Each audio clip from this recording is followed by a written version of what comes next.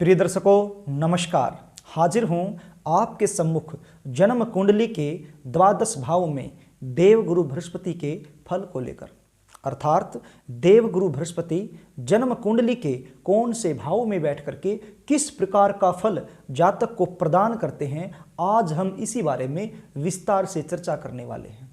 देवगुरु बृहस्पति को हमारी जन्म कुंडली का सर्वाधिक शुभ ग्रह माना गया है, महत्वपूर्ण ग्रह माना गया है। क्यों माना गया है इतना शुभ और इतना महत्वपूर्ण?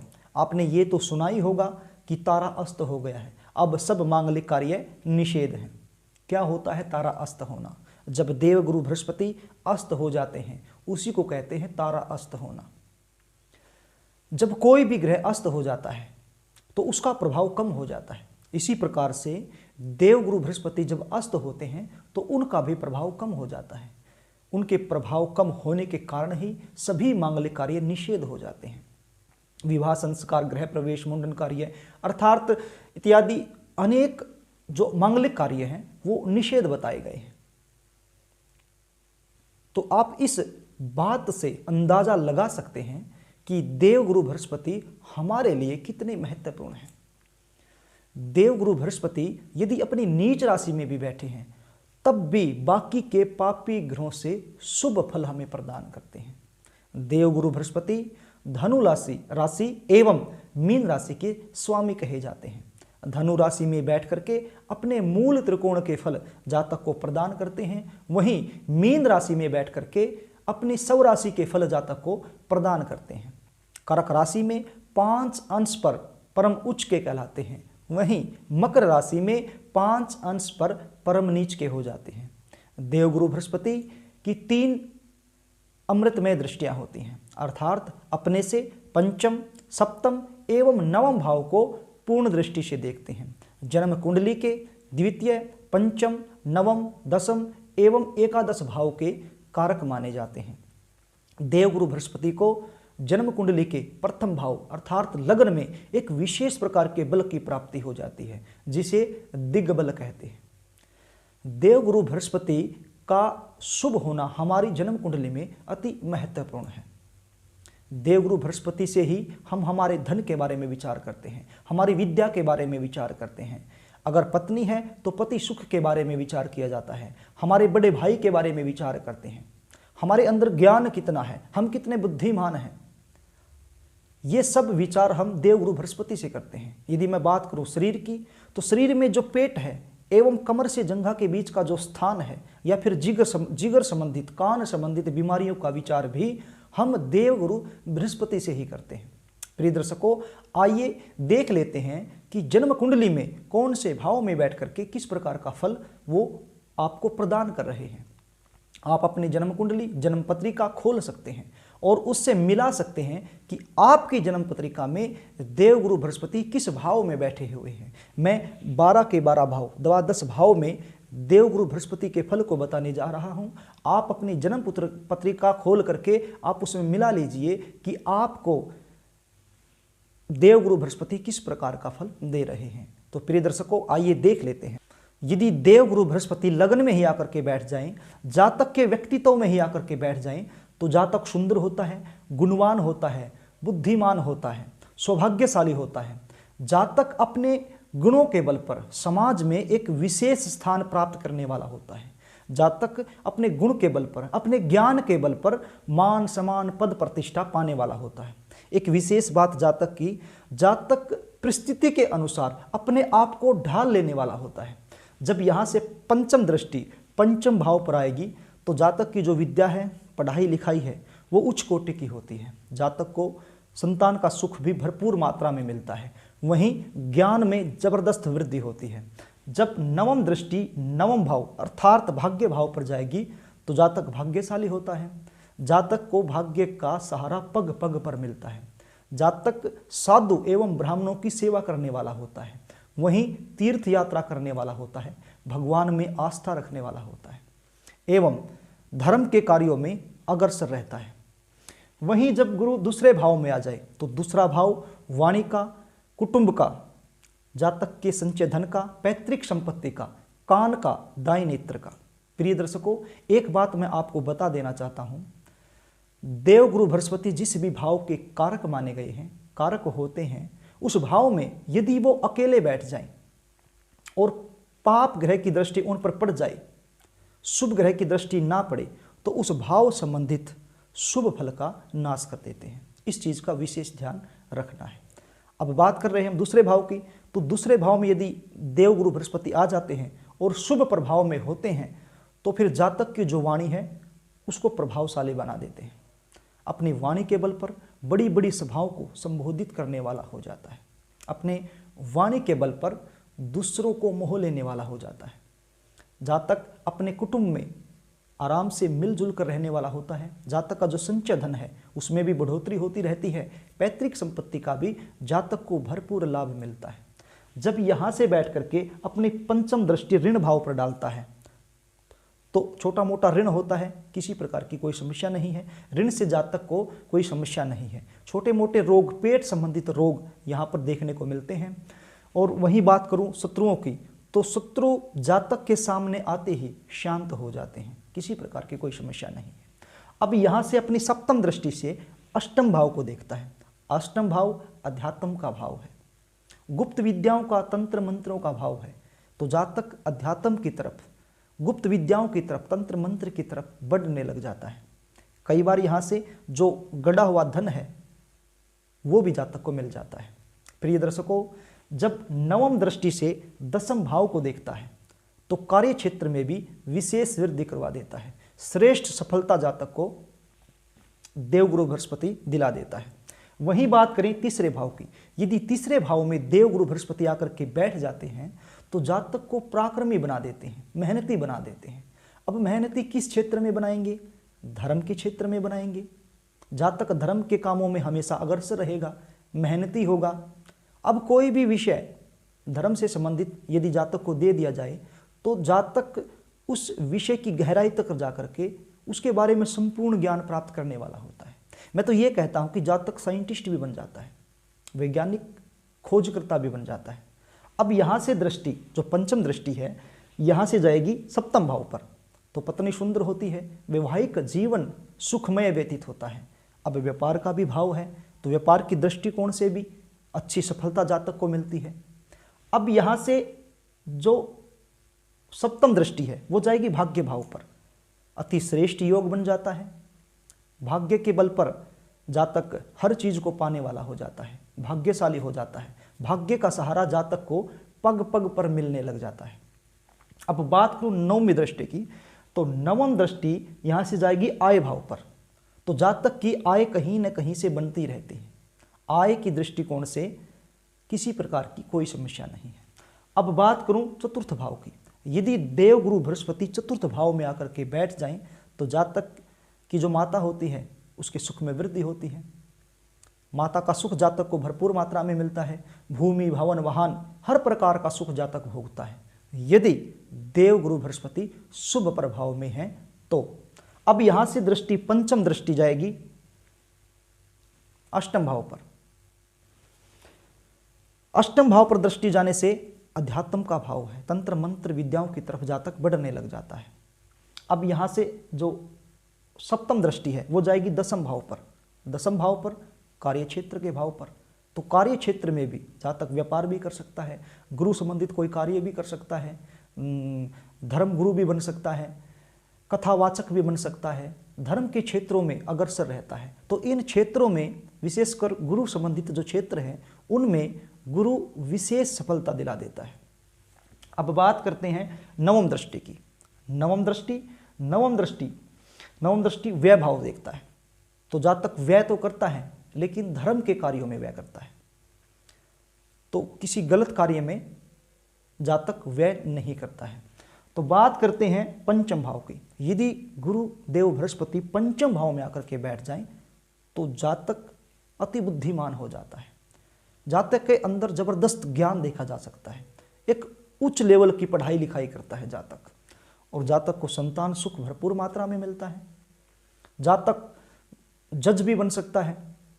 धर्म के क्षेत्रों में अगर जाता है जातक तो बड़ा अच्छा प्रवचन देने वाला, कथावाचक, मान सम्मान पाने वाला समाज में बन सकता है।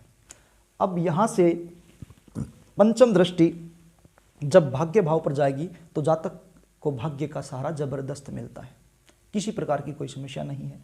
जब यहाँ से सप्तम दृष्टि आय भाव पर जाएगी तो आय के साधन एक से अधिक होते हैं। जातक एक उच्च कोटि की विद्या प्राप्त करके अपनी आय को बनाने वाला होता है। अपनी मेहनत के बल पर अच्छी विद्या प्राप्त करके उस विद्या से ही जातक को आय मिलती है। इस प्रकार का योग यहाँ पर मिल जाता है।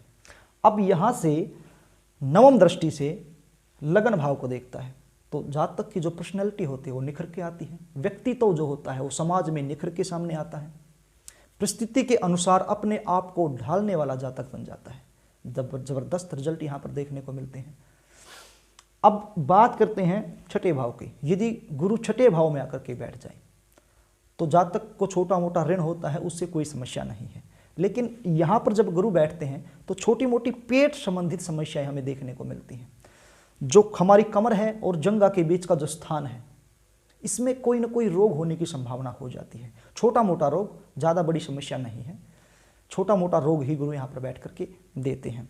रही बात शत्रुओं की, शत्रु जातक के सामने आते ही अपने आप ही शांत हो जाते हैं। शत्रुओं से कोई परेशानी नहीं होती है जातक को।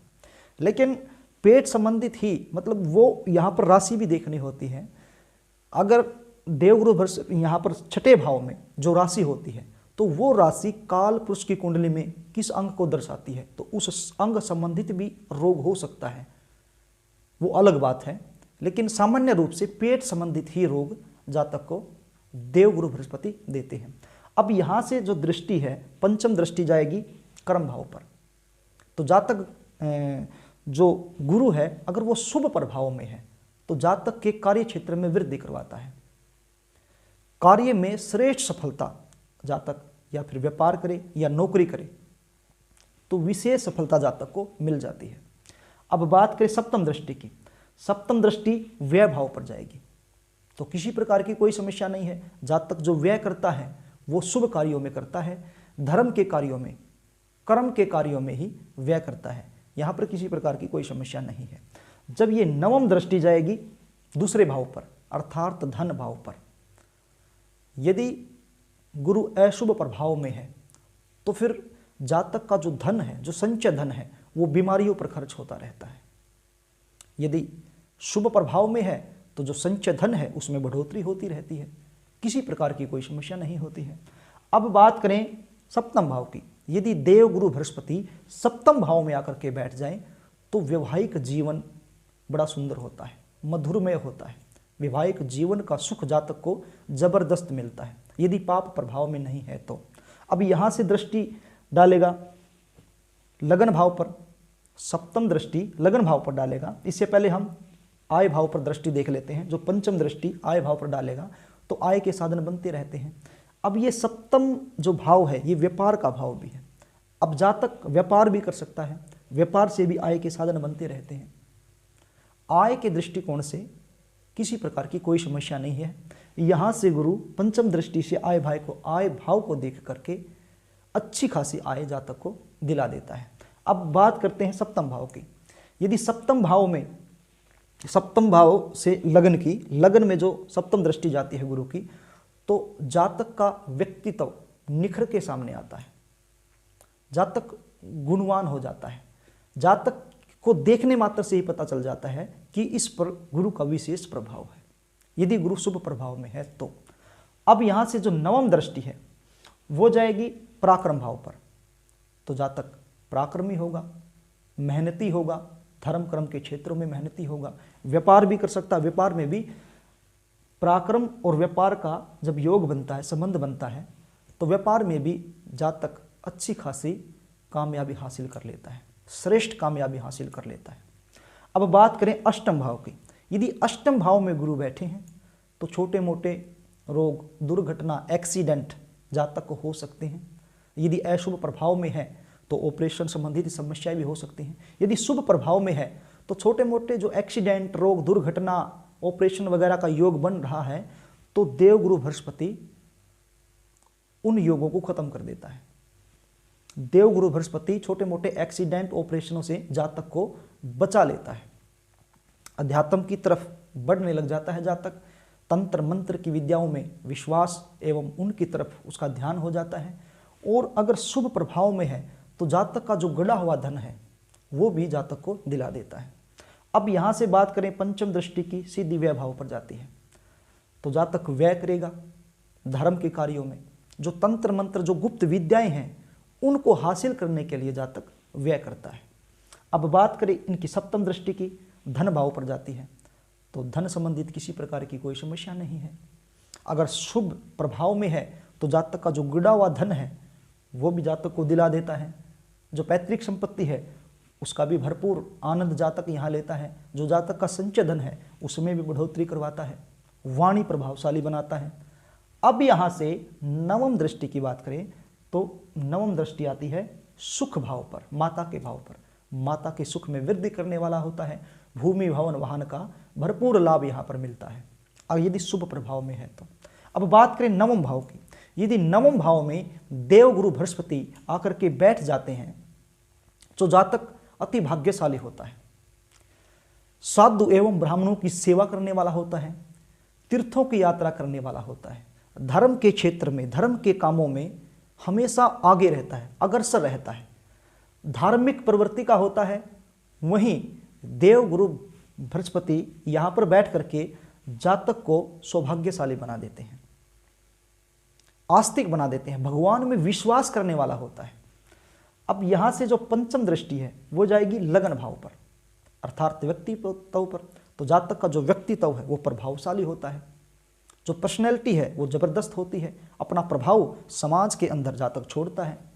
जातक को देखने मात्र से ही पता लग जाता है कि देवगुरु बृहस्पति का इस जातक पर प्रभाव है।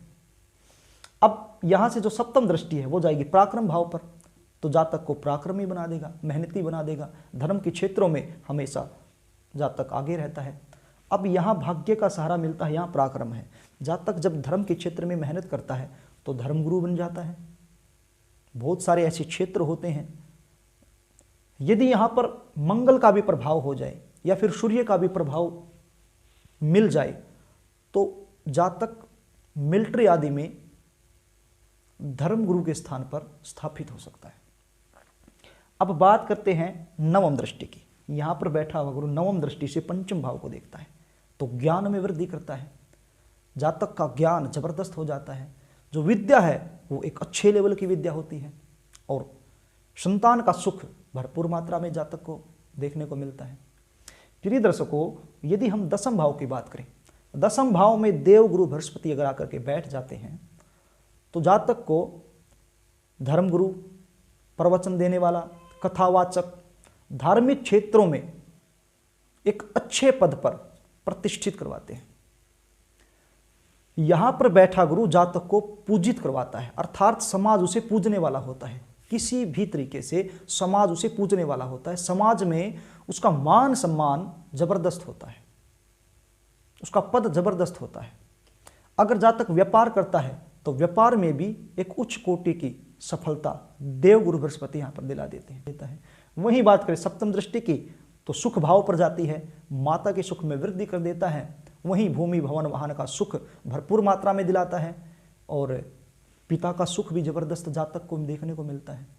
अब वहीं बात करें इनकी नवम दृष्टि की तो नवम दृष्टि ऋण भाव पर आती है, तो जातक को छोटे मोटे ऋण होते हैं, किसी प्रकार की कोई समस्या नहीं है। वही बात, छोटे मोटे ऋण होते हैं, किसी प्रकार की कोई समस्या नहीं है। जो शत्रु हैं उनमें थोड़ी बहुत वृद्धि करेगा, तो वो जब जातक के सामने आएंगे तो वो अपने आप शांत हो जाएंगे। किसी प्रकार की कोई समस्या यहाँ पर बैठा हुआ गुरु नहीं देता। जातक को जबरदस्त सफलता यहाँ पर दिलाने वाला हो जाता है, धर्म के क्षेत्रों में आगे बढ़ाने वाला हो जाता है। अब बात करें एकादश भाव की। यदि एकादश भाव में देवगुरु बृहस्पति आकर के बैठ जाए, अकेले नहीं होने चाहिए, उन पर शुभ दृष्टि होनी चाहिए, पाप दृष्टि नहीं होनी चाहिए। यदि शुभ दृष्टि है तो जातक के जो आय के साधन हैं एक से अधिक साधन बन जाते हैं। आय की दृष्टि से किसी प्रकार की कोई समस्या जातक को नहीं होती है, आय आती रहती है, आय में कभी भी कमी नहीं होती। यहाँ से जब बैठे गुरु पंचम दृष्टि से पराक्रम भाव को देखते हैं तो जातक को मेहनती और पराक्रमी बना देते हैं। अब यहाँ से जो सप्तम दृष्टि है ज्ञान भाव पर पड़ती है, तो यहाँ पर एक योग ये भी बन जाता है कि जातक मेहनत करके एक अच्छे लेवल की पढ़ाई करके उस पढ़ाई के बल पर ही जातक आय को प्राप्त करता है। इनकम उस पढ़ाई के बल पर ही होती है।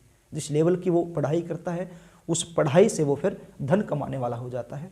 यहाँ बैठा हुआ गुरु चाहे कुंडली में किसी प्रकार के दुर्योग क्यों न बन रहे हो, किसी प्रकार की कोई समस्या हो, लेकिन यहाँ बैठा हुआ गुरु जातक को पुत्र सुख की प्राप्ति जरूर करवाता है। संतान सुख जातक को अवश्य होता है। यहाँ से बैठा हुआ गुरु जातक को पुत्र की प्राप्ति कराने वाला हो जाता है, ज्ञान में वृद्धि कराने वाला हो जाता है। जातक का जो स्वभाव होता है वो ज्ञान को अर्जित करने वाला होता है, चाहे उम्र कोई भी हो, कैसी भी हो। जातक हमेशा आजीवन कहीं न कहीं से ज्ञान प्राप्त करता ही रहता है। अब बात करें यहाँ से नवम दृष्टि की। नवम दृष्टि की व्यापार भाव पर अर्थात पत्नी भाव पर, सप्तम भाव पर पड़ती है, तो वैवाहिक जीवन बड़ा मधुरमय होता है, आनंदमय होता है, किसी प्रकार की कोई समस्या नहीं है यदि देवगुरु बृहस्पति शुभ प्रभाव में है तो। और व्यापार के दृष्टिकोण से देखें तो व्यापार में भी अच्छी खासी सफलता जातक को मिल जाती है। अब बात करें द्वादश भाव की। यदि देवगुरु बृहस्पति द्वादश भाव में आकर के बैठ जाएं तो जातक को थोड़ा सा आलसी बना देंगे, लेकिन धर्म के क्षेत्रों में हमेशा आगे रखेंगे। जातक का जो व्यय होगा वो भी धर्म के क्षेत्रों में ही ज़्यादा होगा। जातक दानी प्रवृत्ति का होगा, दान कर सकता है, उसमें व्यय कर सकता है। धर्म के क्षेत्रों में किसी प्रकार के पुण्य कार्यों में अपने धन का व्यय कर सकता है, जिसके करने से जातक को लाभ ही मिलना है। यदि अशुभ प्रभाव में है तो फिर कोर्ट कचहरी न्यायालय इस तरह के शराबी कबाबी इस तरह के खर्चों में जातक का जो इन तरह के कामों में जातक का जो धन है वो खर्च हो जाता है। यदि शुभ प्रभाव में है तो फिर धर्म के क्षेत्रों में जातक का धन व्यय होता है और जिसका लाभ जातक को बाद में मिलता ही मिलता है। अब यहाँ से पंचम दृष्टि सुख भाव पर डालते हैं, माता के भाव में डालते हैं। यदि शुभ प्रभाव में है तो माता के सुख में वृद्धि करते हैं, भूमि भवन वाहन हर प्रकार का सुख जातक को दिला देते हैं, अध्यात्म की तरफ जातक को बढ़ा देते हैं। वहीं बात करें सप्तम दृष्टि की ऋण भाव पर आती है तो इसमें भी किसी प्रकार की कोई समस्या नहीं है। जातक अगर ऋण लेगा तो धर्म कर्म के कामों के लिए ही छोटा मोटा ऋण ले सकता है। वहीं जातक के अगर शत्रु होंगे तो जातक के जब सामने आएंगे तो अपने आप शांत हो जाएंगे। छोटी मोटी बीमारी पेट संबंधित अवश्य देगा यहाँ पर। अब बात करें इनकी नवम दृष्टि की। नवम दृष्टि पड़ती है अष्टम भाव में अर्थात अध्यात्म के भाव में। तो जातक अध्यात्म की तरफ बढ़ने लग जाता है, तंत्र मंत्रों की तरफ बढ़ने लग जाता है। जो तंत्र मंत्र की विद्या है, जो गुप्त विद्या है, उस विद्या को प्राप्त करने के लिए भी जातक यहाँ पर व्यय करने लग जाता है। अगर यहाँ शुभ प्रभाव में है तो जातक के जो अचानक से एक्सीडेंट दुर्घटना ऑपरेशन जैसी समस्याएं हैं जातक को बचा लेता है उनसे। यदि अशुभ प्रभाव में है तो फिर वो समस्याएं जातक को हो जाती हैं। तो किसी भी भाव में देवगुरु बृहस्पति बुरा फल नहीं देते यदि वो अशुभ प्रभाव में ना हो तो। हमें देखना क्या है, जन्म कुंडली में देवगुरु बृहस्पति अशुभ प्रभाव में नहीं होने चाहिए। पाप ग्रहों से दृष्ट ना हो, शुभ ग्रहों से दृष्ट हो, तो जिस भी भाव के साथ संबंध बनाते हैं या जिस भी भाव में वो अपनी दृष्टि डालते हैं उस भाव संबंधित फल में हमेशा वृद्धि करते हैं, शुभ फल में वृद्धि करते हैं। देवगुरु बृहस्पति बाकी के जो पापी ग्रह हैं, अगर देवगुरु बृहस्पति नीच राशि में भी बैठे हुए हैं तो बाकी के जो पापी ग्रह हैं उनसे शुभ फल प्रदान करते हैं। देवगुरु बृहस्पति हमेशा देते हैं, उनका स्वभाव ही है। देवगुरु बृहस्पति इसीलिए इनको जन्म कुंडली का सर्वाधिक श्रेष्ठ शुभ ग्रह कहा गया है। प्रिय दर्शकों, आप जान चुके होंगे कि आपकी जन्म पत्रिका में कौन से भाव में देवगुरु बृहस्पति बैठे हैं और आपको किस प्रकार का फल प्रदान कर रहे हैं। यदि कोई बात मैं बताना भूल गया हूं तो क्षमा चाहता हूं। आज के लिए बस इतना ही। कल फिर मिलेंगे एक नए विषय के साथ। तब तक के लिए नमस्कार।